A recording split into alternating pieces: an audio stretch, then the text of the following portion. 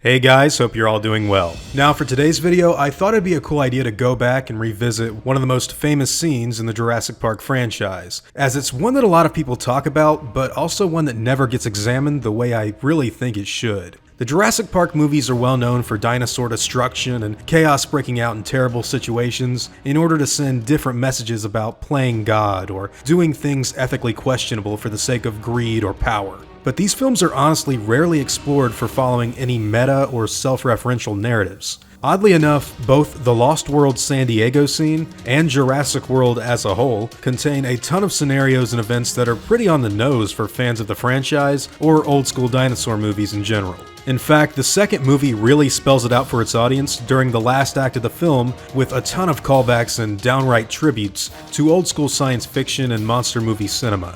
I'd call it subtext, but if you know your movies, it's actually pretty apparent. With all of that being said, here is every Easter egg in the Lost World Jurassic Park's San Diego sequence.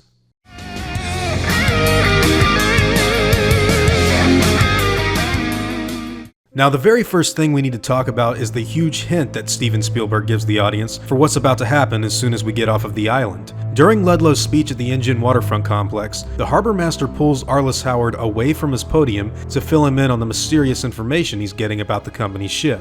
Now, this particular ship is given the same name as one of the most legendary sea vessels in film history, the SS Venture, the very ship that ferried King Kong from Skull Island all the way to New York City in 1933. They don't just say this name once either. The security personnel try to hail this ship 5 times with phrases like SS Venture, reduce your speed at once for the audience to hear. King Kong being one of Spielberg's personal favorites, as well as one of the most influential dinosaur films ever made, was definitely given tribute with both the name of the ship, as well as a few scenes during the final parts of the movie where the director actually recreates some of the iconic moments from that old film. By the way, an even older film that Spielberg took heavy influence from was the 1925 original Lost World, a silent movie based on the Arthur Conan Doyle book of the same name. Now, this movie's significance to the Jurassic Park sequel is probably the most obvious, yet oddly enough, I don't think I've ever seen a single critic's review or film historian's analysis ever mention it. For those unaware, the original Lost World has a drastically different ending from the book,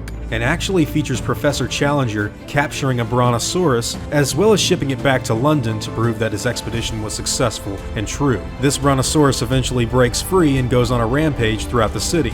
It's well known by now that the ending of the second Jurassic film was actually supposed to feature pteranodons killing the rest of the hunters, before Spielberg decided to shift the focus on the T-Rex attacking San Diego. That ending has a lot of shots and callbacks to the original version of the Lost World story that Crichton would eventually take inspiration in before writing his second book. One of the scenes is referenced directly with the Rex attacking a traffic light in a similar way the Brontosaurus attacked a street lamp in 1925. Another major nod to dinosaur movies of old happens to be in the final conflict that Ian Malcolm and Sarah Harding find themselves in. When the couple use the juvenile Tyrannosaur as bait for the adult to chase after, they're actually reenacting the ending of the 1962 British film entitled Gorgo. In this story, a group of guys captures a big dinosaur and puts it in the circus for many people to pay money to see. Unfortunately, its mother comes looking for its infant soon after, and the city is destroyed and torn to pieces until it eventually finds its baby and the two dinos return to the sea.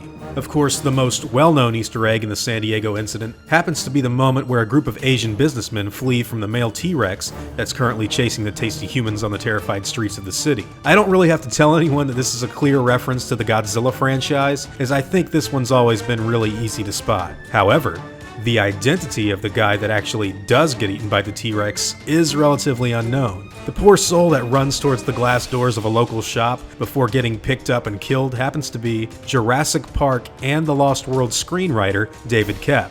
After hearing that the ending would be changed, Koepp asked Spielberg if he could be eaten by the Tyrannosaurus during the rampage, in a sort of meta reference to the opinions of those who believe the franchise has become so monstrous and terrible that it gobbles up the people who've brought it to life. He's listed in the credits as Unlucky Bastard and has become one of my favorite parts of the San Diego incident. The next few Easter eggs are small jokes on the state of 90s movie culture and are pretty easy to miss even for the most die-hard Jurassic fans. Now, during the scene where the bus crashes into the Blockbuster video store, a A few goofy upcoming film previews can be seen inside. We've got Tom Hanks starring in Tsunami Sunrise, Robin Williams in Jack and the Beanstalks, as well as an Animaniacs reference with Arnold Schwarzenegger as William Shakespeare's King Lear. If you're too young to know what Animaniacs was, I'll just say that it was a Spielberg-produced cartoon that was pretty satirical and happened to make fun of a lot of 90s pop culture. A particular song the characters actually sing, called Variety Speak, jabs at the movie industry with the line, "But Paramount hurts and they're losing their shirts," means Schwarzenegger's doing King Lear. Other small things can be attributed to classic films like The Beast from 20,000 Fathoms, or even what some people say is a shot of the Rex dribbling its tiny arms once it moves past a basketball hoop. I always thought it was just scratching itself, but hey, I could be wrong. Bottom line, the ending of The Lost World is actually layered with more references, intentional nods and tributes to a ton of classic dinosaur movies,